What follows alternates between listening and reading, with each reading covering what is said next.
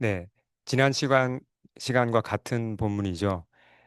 그렇지만 우리가 지난 시간에 본 대로 우리가 한 부분을 보았기 때문에 이어서 제자도에 관한 말씀 듣겠습니다.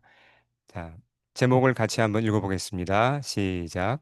생명을 주는 역설.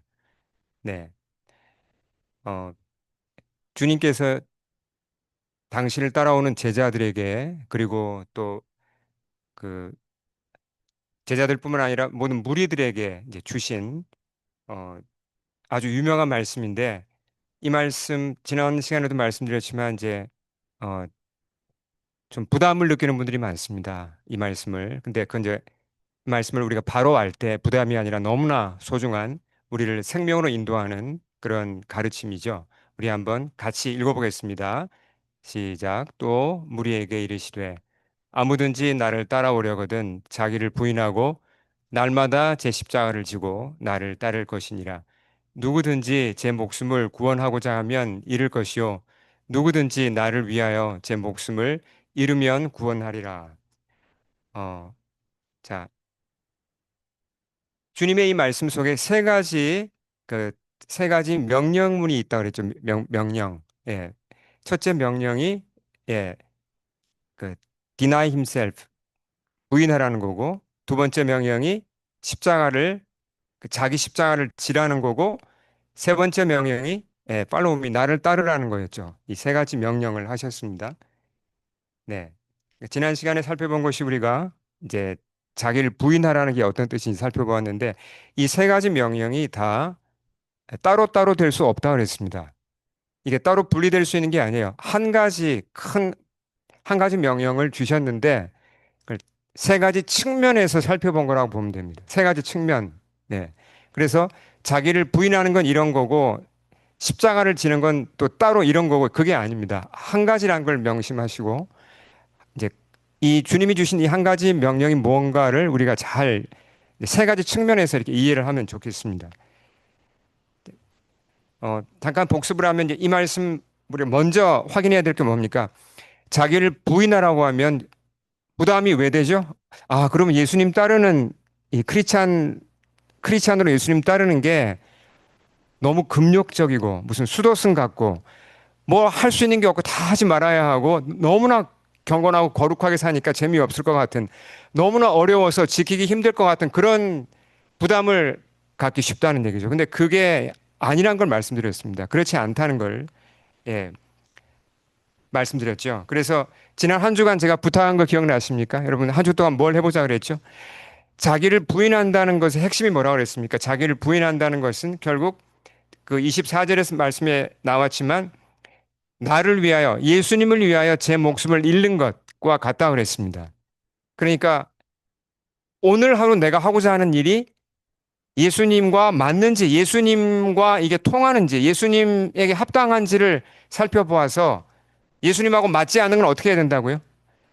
그건 접어야 되는 겁니다. 하지 말아야 되는 거죠.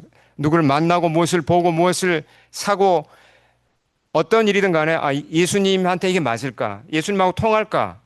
통하지 않고 맞지 않는다면 그만둬야 하는 겁니다. 이게 자기 부인이라 그랬죠.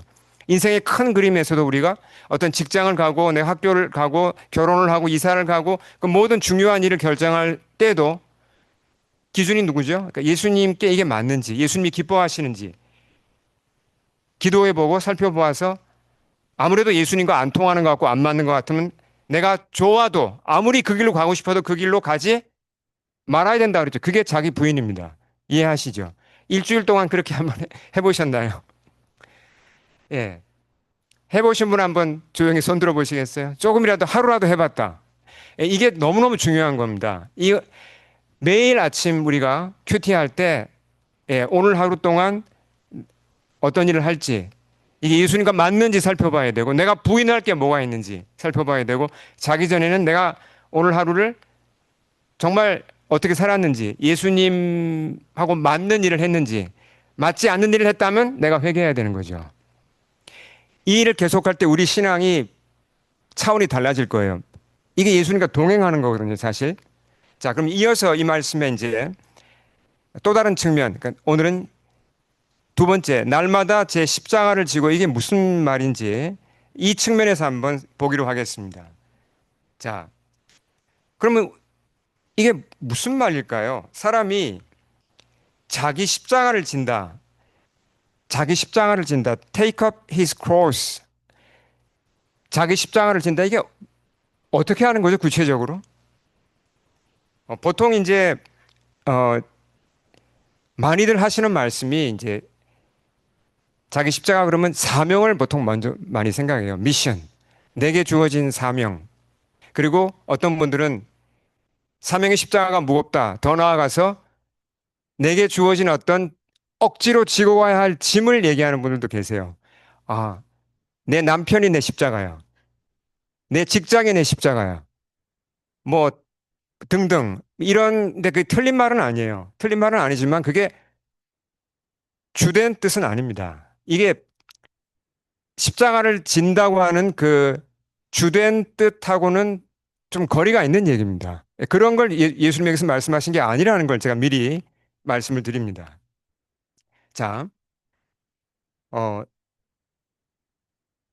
먼저 간략하게 말씀드리면 예수님이 도대체 무슨 말씀을 하시는가? 십자가를 지라고 할 때 예수님이 방금 십자가 지는 얘기 했나요? 본인이? 예수님께서 이제 그렇죠? 내가 이제 곧 장로들과 대제사장들에게 넘겨져서 사형을 당할 거다. 내가 십자가를 질 거라는 얘기를 방금 했잖아요. 그러니까 베드로가 그걸 막았습니다. 아, 안 됩니다. 메시아가 왜 그렇게 죽습니까? 안 됩니다. 막았죠. 근데 예수님이 베드로야, 나만 십자가의 길을 가는 게 아니라 너희도 가야 된다. 그 말씀을 이런 맥락에서 하신 말씀이에요. 예수님이 십자가를 짐으로써 어떤 좋은 일이 일어났죠? 수많은 사람들이 만민이 다 구원을 받았잖아요. 예수님 십자가로 끝난 게 아니라 예수님 부활하셨죠. 십자가는 죽음으로 끝나는 게 아니라 생명을 살리고 부활로 끝나는 겁니다. 그렇잖아요. 영광으로 끝나는 거죠. 마찬가지예요. 주님을 따르는 제자들은 예수님을 스승이니까 따라가고 배워야 되는 겁니다. 근데 우리가 십자가를 진다는 건 조금 다른 의미가 있는데요. 한마디로 말하면 십자가를 진다는 건 뭐냐면 죽는 겁니다. 죽는 거죠. 자, 그걸 좀 더 설명을 하면요. 로마 제국에서 그 당시 로마가 세계를 다스렸죠. 사람이 큰 죄를 지으면 어떤 벌을 줬죠? 큰 죄를 지으면 채석장으로 보내서 강제 노동을 시켰습니다. 누가 이런 일을 당했죠? 성경에서 사도 요한이 이런 일을 당해서 반모섬으로 갔잖아요. 근데 더 큰 죄를 지으면 예, 사형을 이제 당했는데 사형 방법이 십자가형이었습니다. 그렇죠? 실제로 기록에 의하면 역사의 기록에 의하면 가장 많은 사람이 한꺼번에 십자가형을 당한 게 몇 명인지 혹시 아세요? 로마 제국에서 한꺼번에 십자가형을 당해 죽었습니다. 몇 명인지 혹시 기억나시는 분 계세요? 규모가 얼마나 될 것 같아요? 십자가형이라는 게 끔찍하잖아요. 사람을 나무에 매달아서 죽을 때까지 두는 겁니다. 며칠이 걸려요. 얼마나 끔찍합니까? 근데 6천 명이 동시에 십자가형을 당한 기록이 있습니다. 그게 뭐냐면 스파르타쿠스라는 사람이 주동이 돼서 노예들이 반란을 일으켰습니다. 예, 기원전 73년에. 이걸 로마 군대가 진압을 하고 몇 년에 걸쳐서 진압이 끝났을 때 끝까지 반항한 노예들을 체포했고 그 사람들이 6천 명 가량이었습니다. 이걸 아피아 가도에다가 양쪽으로 십자가를 쭉 이렇게 늘어서게 해서 6천 개를 십자가를 세웠으면 이 길이가 얼마나 됐을까요? 한꺼번에 다 처형을 했습니다. 십자가에서. 끔찍하죠. 그러니까 로마 제국에서는 어떤 사람이 자기 십자가를 지고 간다면 무슨 말이에요? 죽는 거예요. 죽는 거고 사회에서 매장되는 겁니다. 죽음이에요. 십자가는 죽음이에요. 어, 그러면 이제 다시 말씀을 보면, 자, 그러면 십자가를 진다는 게 죽음인데 이게 physical death, 그러니까 육체적인 죽음을 얘기하는 건가요? 그건 아니죠. 뭘 보면 아니라는 걸 알 수 있습니까? 주님 말씀 뭐라 그랬죠? Take up his cross daily 그랬습니다. 매일 십자가를 지라 그랬어요. 그럼 매일 죽을 수는 없잖아요. 육체적 죽음은 한 번 죽으면 끝나는 건데. 육체적 죽음 차원을 얘기하는 건 아닙니다. 어떤 죽음이죠? 이 죽음은 도대체 뭐 어떻게 한다는 겁니까? 이 죽음은 나의 자아가 죽는 거예요, 나의 자아가. 더 쉽게 말하면 이건 이제 내 생명의 주인이 내가 아니라 예수님이 된다는 겁니다. 그러니까 내가 예수님의 노예가 되는 걸 얘기해요. 어떤 사람이 다른 사람의 노예가 되면 그 사람 인생은 끝난 건가요? 끝난 거죠. 그 사람 자기를 위해 살 수 있습니까? 못 삽니다. 이제 노예는 자기 주인을 위해 사는 겁니다. 노예 인생은 없어요. 노예는 거의 죽은 목숨이고 주인을 위해 사는 겁니다. 그 의미를 얘기하는 거예요. 우리가 날마다 그러니까 뭘 상기하고 리마인드 해야 된다는 거죠. 아, 나는 예수님의 노예구나. 노예란 말에 이제 기분이 좀 안 좋은 분이 계실 텐데 이따가 제가 설명을 하겠습니다. 노예 기분 나쁘죠. 내가 누구의 노예가 된다. 근데 누구의 주인이 누구냐에 따라 이게 다른데요. 어쨌든 우리가 아침마다 매일 상기해야 될 게 뭡니까? 주님, 저는 예수님의 슬레이브 노예입니다. 이제 저의 삶은 없습니다. 예수님의 그 가르침대로 저는 갈 거고 예수님을 위해 살고 예수님 맡기시는 일을 하고 예수님의 기쁨을 위해 하고 예수님을 위해 살겠습니다를 매일 리마인드 하는 거. 왜 매일 리마인드 해야 되죠? 하루만 지나도 자꾸 이걸 잊어버리기 때문이에요. 오래 안 갑니다, 이게. 자꾸 자아가 살아나죠. 내가 왜 노예야? 아닌 것 같아. 내 계획이 있고, 내 주관이 있고, 내 생각이 있는데 내가 왜 노예야? 내 마음대로 하고 싶어라는 게 하루만 지나도 이게 금방 다시 살아납니다. 그러니까 다시 이걸 매일 질서를 바로잡아야죠. 아, 맞아. 난 노예야. 예수님이 주인이야. 난 예수님 따라가야 돼. 예수님께 복종해야 돼. 이걸 매일 리마인드 해야 된다는 얘기입니다. 그렇게 할 때 굉장히 복된 삶이 열려요. 네. 자, 그래서 이제 종합적으로 보겠습니다. 이 23절에서 십자가를 지라는 것만 얘기 아니라 세 가지 명령. 뭐라 그랬죠? 자기를 부인하고 날마다 자기 십자가를 지고 팔로우미 예수님을 따르는 이 세 가지를 종합적으로 다 이제 보겠습니다. 그러니까 이게 방금 말씀드린 대로 이 명령, 이 23절의 명령은 한마디로 말하면 뭐죠? 우리가 예수님을 주인으로 모시되 나는 그분의 노예란 것을 내가 인정하고 받아들이는 거예요. 노예로 살아가는 걸 얘기하는 겁니다. 어, 자,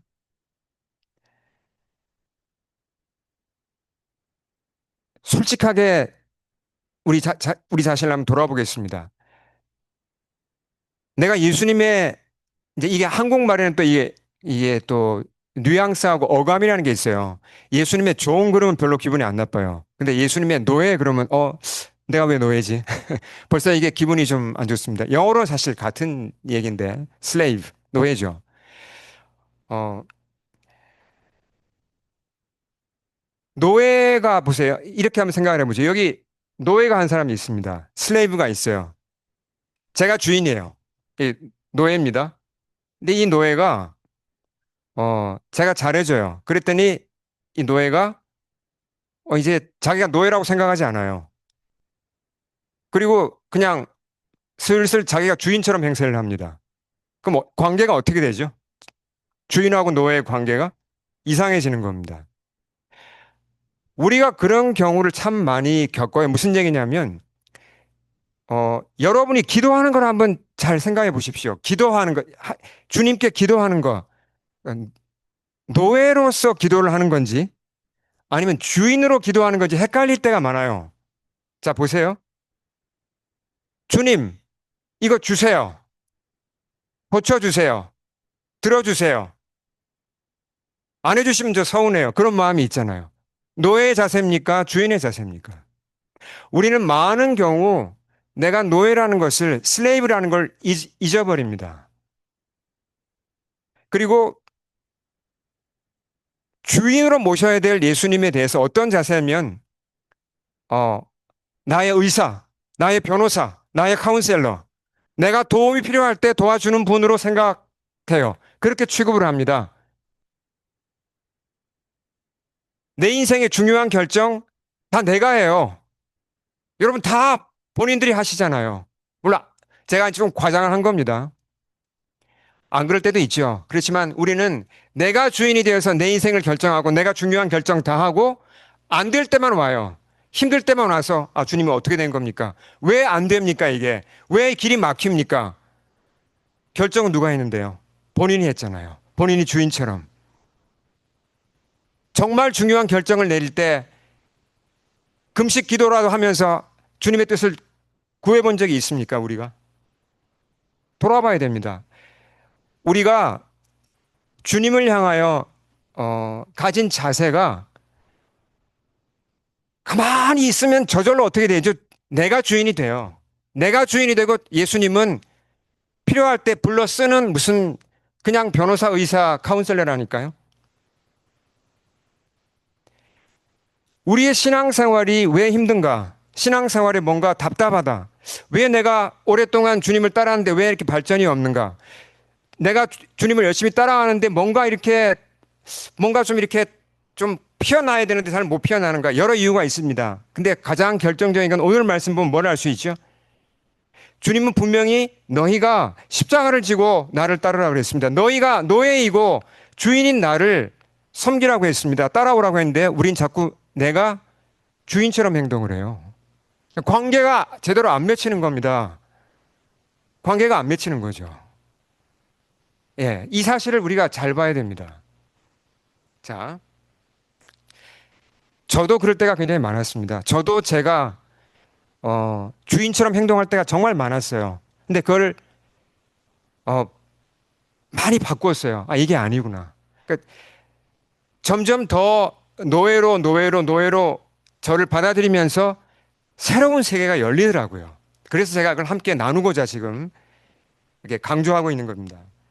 여러분 중에서도 이미 주님의 노예로 그 주님의 종으로 잘하고 계신 분이 분명히 계세요. 제가 압니다. 그렇지만 이제 제가 좀 이렇게 자극을 주고자 좀 이렇게 말씀을 좀 강하게 드리고 있습니다. 자, 근데 이제 앞서 말씀드린 대로 노예란 단어가 슬레이브란 단어가 기분이 사실 별로 안 좋죠. 왜 내가 노예인가? 좀 기분이 안 좋을 수 있습니다. 근데 누구의 노예가 되는가에 따라 이게 달라지는데요. 어, 보통 노예 그러면 내 자유를 빼앗기는 거잖아요. 노예는 자유가 없잖아요. 그렇죠? 근데 노예가 됨으로써 오히려 자유를 더 크게 얻고 생명을 더 크게 얻는 경우도 있습니다. 반대죠, 완전히. 예를 하나 들어보겠습니다. 성경에서. 뭐라고요? 노예가 됨으로써 오히려 더 자유로워지고 오히려 더 생명이 풍성하게 되는 경우가 있다는 겁니다. 일예가 요셉 시대 이집트에서 일어난 7년 연속 대흉년에서 일어난 사건이에요. 이, 이 스토리는 여러분 다 아시잖아요. 하나님이 7년 동안 아주 대풍년을 주셨어요. 근데 곧바로 이어서 7년, 예, 흉년이 왔죠. 이집트 지역은 굉장히 농사가 잘 되는 지역인데 한 해만 농사가 안 돼도 어떻게 됩니까? 식량이 바닥났어요. 굶어 죽게 됐어요. 그러니까 이집트 사람들이 어떻게 했습니까? 왕에게 와서 식량을 좀 달라 그랬습니다. 그러니까 다행히 요셉이 모아놓은 식량이 있었잖아요. 요셉이 총리였고 그래서 요셉이 그 모아둔 곡식을 팔았습니다. 근데 하루만 먹고 사는 게 아니라 360을 먹으니까 식량 금방 떨어졌어요. 가뭄은 아직도 계속되고 이집트 사람들이 어떻게 했습니까? 이제 돈이 없으니까 돈이 다 떨어졌어요. 가축을 주고 식량을 사갑니다. 가축도 다 떨어졌어요. 아직도 여전히 가뭄입니다. 어떻게 했죠? 그들이 스스로 와서 이렇게 요셉에게 얘기했습니다. 자, 창세기 47장 크게 읽겠습니다. 우리가 어찌 우리의 토지와 함께 주의 목전에 죽으리이까? 우리 몸과 우리 토지를 먹을 것을 주고 사소서. 우리가 토지와 함께 바로의 종이 되리니 우리에게 종자를 주시면 우리가 살고 죽지 아니하며 토지도 황폐하게 되지 아니하리이다. 자, 어, 여기서 이 사람들이 뭐라 그랬죠? 우리가 토지와 함께 바로의 종이 된단 말이 무슨 말입니까? 가진 게 아무것도 없는데 식량은 필요하니까 왕이시여 그리고 요셉 총리니까 총리님 우리 땅을 드리겠습니다. 땅을 받아주시고 곡식을 주십시오. 그리고 우리 몸을 드리겠습니다. 우리가 종이 되겠습니다라는 얘기죠. 왕의 종이 될 테니까 우리에게 곡식을 달라고 그랬습니다. 왜 이랬죠? 그렇지 않으면 곡식을 살 길이 없었어요, 전혀. 그러니까 땅을 주고 그들이 스스로 종이 되면서까지 곡식을 산 거예요. 그래야 살 수가 있습니다. 기근을 견딜 수가 있는 거죠. 그래서 요셉이 받아줬어요. 자, 읽겠습니다. 요셉의 한 이야기 읽겠습니다. 시작. 오늘 내가 바로를 위하여 너희 몸과 너희 토지를 샀노라. 여기 종자가 있으니 너희는 그 땅에 뿌리라. 추수의 5분의 1을 바로에게 상납하고 5분의 4는 너희가 가져서 토지의 종자로도 삼고 너희 양식으로도 삼고 너희 가족과 어린 아이의 양식으로도 삼으라. 자, 어떤 문서에 사인을 했죠? 이집트 사람들이 사인했습니까? 사인했어요. 어떤 문서에 사인했죠? 자기네 땅을 왕에게 넘기고 자기들의 몸을 노예로서 넘기겠다는데 사인했습니다. 그리고 뭘 받았죠? 곡식을 받았어요. 안 그랬으면 다 죽었습니다. 이렇게 해서 그들이 살아난 거예요. 자, 그러면 생각해 보세요. 이제 그 전까지는 땅도 자기 거였어요. 다 이집트 사람들이 땅도 내 거였어. 그렇죠?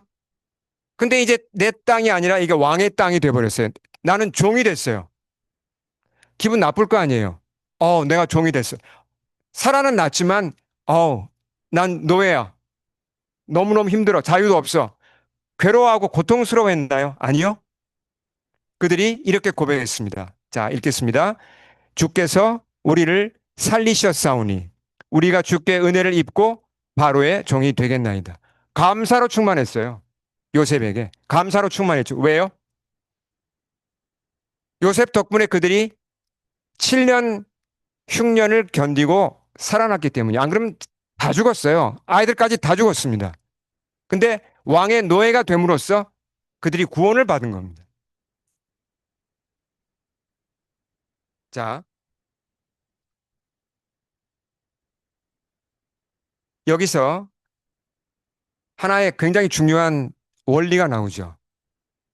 뭡니까? 종이 되더라도, 누구의 종이 되더라도 그 주인이 누구냐에 따라 완전히 달라진다는 얘기입니다. 보통 누군가의 슬레이브가 되면, 노예가 되면 비참해지는 거죠, 그 노예는. 그러나 우리가 하나님의 노예가 되면 전혀 다른 일이 일어난다는 겁니다. 오히려 우리가 더 구원을 얻고 살아나고 자유를 얻는다는 거예요. 예. 이 원리가 오늘날도 우리에게 그대로 적용됩니다. 이 험한 세상에서 멸망을 피하여 살아남는 유일한 길이 뭐예요?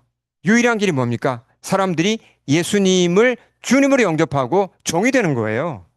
그렇지 않습니까? 그래서 우리가 처음에 예수님 믿게 된 게 이렇게 결국 우리가 예수님을 믿는다는 게 예수님 앞에 노예 문서에 사인한 겁니다. 우리 각 사람이.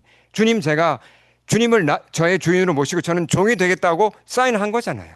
그래서 우리가 구원을 받은 거죠. 예. 자, 또 이제 노예에 대해서 좀 더 우리가 생각해 봐야 되는데요. 세상 사람들은 일반 우리 세상에서 뭐라고 얘기합니까? 자기를 부인하라고 그럽니까? 자기를 개발하고 발전시키라고 합니까?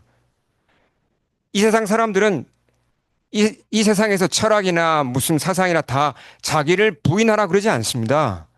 자기 부인이라는 건 노예처럼 너는 없다. 너는 지금 아무도 아니다. 너는 아무것도 아니고 너는 그냥 노예니까 주인이 시키는 대로 하라는 게 자기 부인이잖아요. 근데 이 세상에서 그렇게 가르치지 않죠. 뭐라고 얘기합니까? 이 세상에서는 자기를 개발하라. 자기를 발전시켜라. 그렇잖아요. 그리고 자기를 사랑하라 그러죠. 예수님의 노예가 되면 내가 예수님의 노예가 되면 내 개성은 어떻게 되나? 내 주관은 어떻게 되나? 개성도 없고 주관도 없고 그냥 무미건조한 인생을 살게 되는 게 아닌가? 그런 걱정이 있지 않습니까? 그렇잖아요. 어, 예수님의 노예가 되면 맨날 성경만 보고 맨날 예배만 드리고 뭐 너무 좀 뭐 구원은 받을 것 같지만 재미없을 것 같고 개성도 주관도 없는 그런 사람이 될 것 같은 그런 두려움이 있잖아요. 근데 그렇지 않습니다. 이거 완전히 거꾸로인데요. 신기하게도 예수님의 노예가 되면요. 역설적이게도 어, 사람이 자기 개성을 찾아요. 오히려 더 창의적이 되고 더 자기 주관을 갖게 되고 더 생명이 피어납니다. 그 예를 하나 제가 들어보겠습니다. 이제 잘 아시는 C.S. 루이스인데요. 루이스가 쓴 책 중에 보면 그 예기치 못한 기쁨이라는 책이 있습니다. 이제 자기의 라이프 스토리를 쓴 책인데 여기 보면 이제 C.S. 루이스가 영국 그 벨파스트에서 태어났죠. 북아일랜드. 기독교 가정에서 태어났습니다. 근데 13살 때 에이티스트, 무신론자가 돼요. 이 사람이 참 똑똑했는데 13살 청소년이 시작되면서 하나님을 버렸어요. 왜 버렸냐면 신이 인간을 간섭하는 게 싫다는 겁니다. 아, 내가 왜 간섭을 받아? 하나님이 내 자유를 구속하고 간섭하는 것 같으니까 난 싫다. 신은 없다. 나는 신이 그냥 없다, 싫다, 떠난 거예요. 그래서 이 사람이 하나님께 돌아갈 일은 없을 거라고 다짐을 했습니다. 그리고 문학과 철학의 세계를 탐닉하면서 문학가의 길을 걸었죠. 우리가 아는 대로 굉장히 지적인 사람이었고 똑똑한 사람이었기 때문에 옥스퍼드 유니버시티의 그 영문학 교수가 되었죠. 세계적인 석학으로 인정을 받는 그런 젊은 교수가 되었습니다. 자기가 원하는 걸 마음껏 할 수 있게 됐어요. 뭐 그렇잖아요. 다 이룬 거죠. 자기가 원하는 걸 다 가지고 해보고 싶은 걸 다 해보고. 근데 루이스가 나중에 쓴 글들을 보면 그때, 그 당시 자기 마음에 고민이 있었다는 걸 알 수 있습니다. 어떤 고민이냐면, 그렇게 자기가 원하는 걸 다 하고 사는데도 인생의 가장 중요한 뭔가가 빠졌다는 걸 계속 느껴요. 근데 이게 안 채워지는 거예요. 안 채워지고, 아무리 찾아도 안 보여요. 뭔가 인생이 잘못 돌아간다는 걸 그가 느낍니다. 이게 뭐가 잘못됐지? 그러다가 결국 예수님을 다시 받아들여요. 그게 31살이었습니다. 어, 그러니까 루이스가 뭐 직접 한 말은 아니지만 그가 한 글들, 그 쓴 글들을 종합해 보면 예수님을 다시 받아들였다는 건 뭘 의미하죠? 예수님, 제가 예수님의 슬레이브가 되겠습니다라는 그 노예 계약서에 사인을 한 거 맞습니까? 사인을 한 거예요. 자, 그러면 어, 보세요. 이때부터 루이스에게 그럼 가장 중요한 인생의 목적이 뭐가 된 겁니까? 예수님을 알고 배우고 닮아가는 게 된 거죠. 그렇잖아요. 예수님의 종이 됐으니까. 근데 글을 쓰는 사람이, 문학가가 가장 필요한 게 뭐죠? 창의력 아닌가요? 자기 주관 아닌가요? 자기 주관이나 창의력, 그런 것 없이 노예가, 누구의 노예가 돼가지고 창작 활동할 수 있을 것 같습니까? 노예는 주인을 위해 사는 존재잖아요. 주인을 기쁘게 하고 자기 자아는 없어요. 그러니까 루이스가 이제 크리스찬이 됐고 예수님이 종이 됐으면 그의 작품 세계는 완전히 망하는 게 당연한 겁니다. 그렇잖아요. 근데 신기한 일이 일어났습니다. 예수님의 노예가 되어서 그렇게 치열하게 예수님을 알고자 하고 예수님 따라가고자 하고 그렇게 했을 때 그때부터 루이스는 가장 창의적이고 독창적인 글을 쓰기 시작했습니다. 수십 권이 지금 남아있죠. 그 책을 읽고 수백만 명이 예수님께로 돌아오고 뭐 크리스찬이 아닌 정말 수천만 명의 사람들이 번역된 그의 글을 읽으면서 감동을 받고 지금도 그 감동 속에 있죠. 그 중에 유명한 책이 잘 우리가 아는 대로 The Chronicle of Narnia. 읽어보신 분 계세요? 이거 안 우리 특히 청소년들, 청년들은 꼭 읽어보시기 바랍니다. 영화는 보신 분들 있죠. 디즈니사가 이 나니아 연대기에 7가지 이야기가 나오는데 그중에 3가지를 영화로 만들었죠. 나니아 연대기보다 더 독창적이고 창의적인 책을 찾기 어려워요. 근데 이게 노예가 쓴 책이잖아요. 여러분, 이게 역설이에요. 예수님의 노예가 되면 될수록 더 예수님께 붙잡히고 더 노예가 되면 그 사람은 더 창의적이 되고 더 자유로워지고 신기하게 더 인스파이어 돼요. 여러분, 이 믿으시기 바랍니다. 여러분, 믿으십니까? 아멘. 역설이에요. 그리고 예수님의 노예가 되면 될수록 예수님을 위해 살고 예수님을 기쁘게 하는 게 인생 목적인데도 불구하고 내 삶이 가장 생명으로 충만해져요. 너무 신기한 일이에요. 이게 우리 인생을 잘 살 수 있는 이게 비결이고 비밀이에요. 주님이 이 길로 우리를 다 부르신 겁니다. 얘들아, 너희가 정말 너희 인생을 잘 살려면, 정말 생명이 피어나게 살려면 노예가 돼야 된다. 더욱 더 노예가 되고, 나를 배우고, 나를 위해 살고, 나를 더 알려고 그러고, 나를 더 품고, 더 나랑 비슷해져야 한다. 그렇게 되면 될수록 너희는 너희 생명이 더 풍성해지고 너희가 경험해 보지 못한 새로운 세상을 알게 될 거고 너희는 더 창의적이 되고 더 독창적이 되고 너희 삶이 더 귀한 열매로 충만할 거다라고 우리를 초청하는 겁니다. 근데 우리는 자꾸 안 믿으려고 그래요. 아니요, 주님. 저 노예 되는 거 싫어요. 부담돼요. 나중에 할래요. 지금은 my way. 저는 지금은 그냥 제가 하고 싶은 거 할래요. 완전히 거꾸로 가고 있는 거예요. 크리스찬이 됐지만 주님은 우리를 강제로 붙들어서 너는 노예니까 내 말 들어라고 고삐를 끼워서 나를 옥죄어서 수갑을 채워서 끌고 가시는 분이 아닙니다. 자유 가운데 순종하길 원하시죠. 그래서 매일 십자가를 지라고 한 거예요. 매일. 매일 십자가를 지면 매일 생명이 피어날 텐데 우린 자꾸 속아요. 내 생각이 더 좋은 거야. 아니야, 지금 내 마음에 끌리는 이게 있어. 이쪽으로 가고 싶어. 그쪽으로 계속 가요. 지금은 너무 바빠. 나 성경 공부 지금 못해. 지금은 오늘 너무 피곤해. 오늘 예배 못 드려. 나 이번 연도에 나 너무 일이 많아서 이 일 못 맡아. 교회에서 이 일 못 맡아. 이렇게 자꾸 속고 있습니다. 그 길이 편할 것 같고, 그래야 내가 잘 살 수 있을 것 같고, 그래야 내가 잘 될 수 있을 것 같은데, 전혀 그렇지 않습니다. 속고 있는 거예요. 제가 여러분을 설득해서 뭐 교회 일을 하게 하려고 지금 이런 말씀 드리는 거 아니잖아요. 여러분, 그 아시잖아요. 저는 이렇게 멋진 삶이 있고, 이렇게 아름다운 삶이 있고, 충만한 삶이 있는데, 그걸 모르고 자꾸 미루고, 저 내년에 하면 안 돼요? 다음 주에 하면 안 돼요? 더 재밌는 게 있어요. 이렇게 속고 미루는 분들을 볼 때 안타까운 마음으로 권면 드리는 겁니다. 발을 디뎌야 됩니다. 걸음을 안으로 딛고 들어와야 됩니다.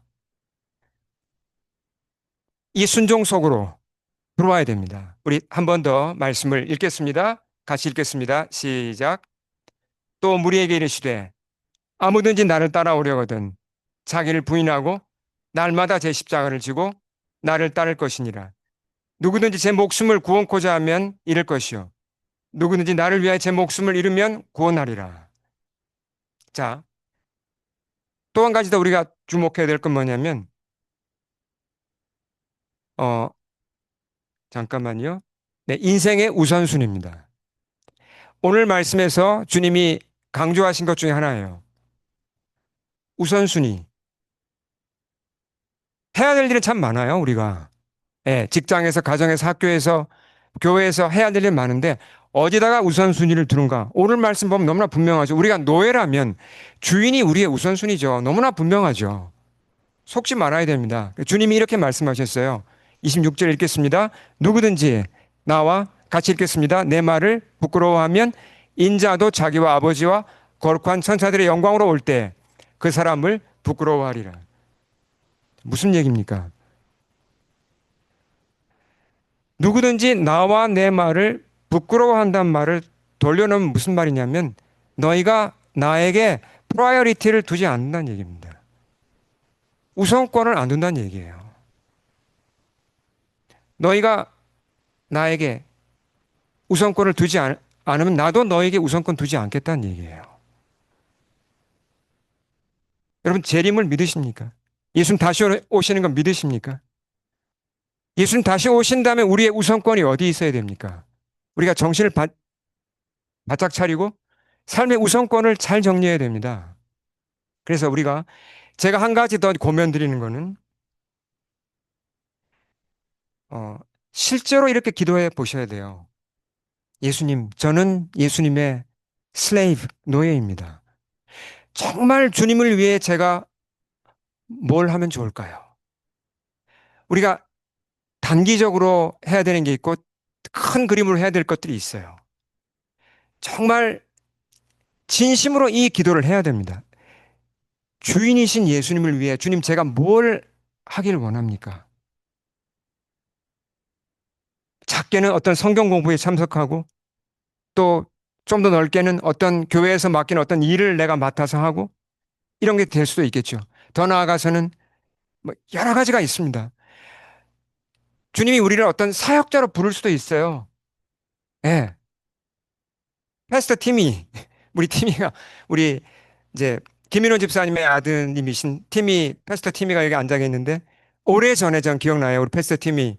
제가 학생부를 이제 다른 교회에서 인도할 때, 어, 이게 You got calling from God. 음. 주님의 부르심이 이제 있었고, 그러니까 그 용감하게 그 부르심을 따라가더라고요. 저는, 그래서 지금 이제 지금 2세로서 이제 2세 목회자로 사역을 아주 정말 귀하게 하고 있죠. 얼마나, I'm very proud of you, 팀이. 어. 그러니까 하나님이 하시는 일은 너무나 멋집니다. 그러니까 우리가 이게 일의 규모의 문제가 아니에요. 우리가 하나님이 부르시면 우리가 뭐 목회자나 선교사로 부름을 받아 그런 일을 할 수도 있습니다.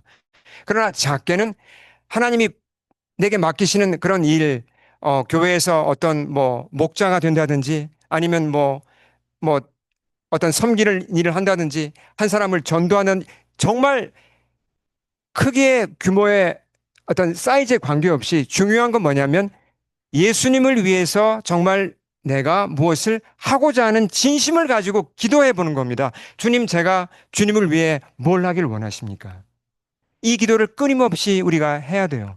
그렇게 해서 그 일을 순종할 때 우리 삶의 열매가 달라질 겁니다.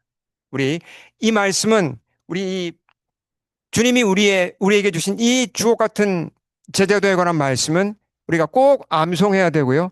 붙잡고 새롭게 시작하는 9월부터 1년을 우리가 잘 이 말씀대로 살면 좋겠습니다. 우리 함께 기도 드리겠습니다.